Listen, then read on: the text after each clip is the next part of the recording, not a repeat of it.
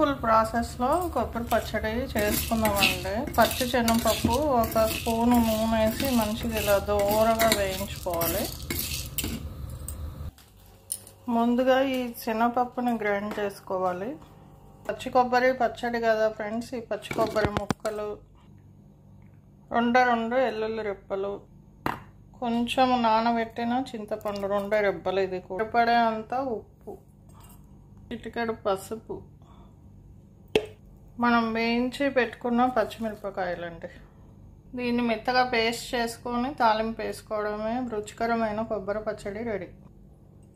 ఈ విధంగా రెడీ అవుతుందండి పచ్చడి. దీనికి తాలింపు వేసుకోవడమే.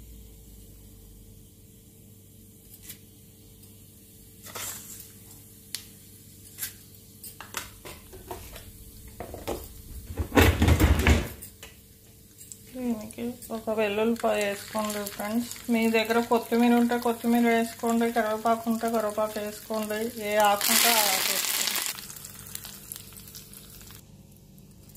కొంచెం పచ్చడి తీసుకొని అన్నం మీద వేసుకొని ఆపు నెయ్యి వేసుకొని కలుపుకొని తింటే ఉంటుంది ఫ్రెండ్స్.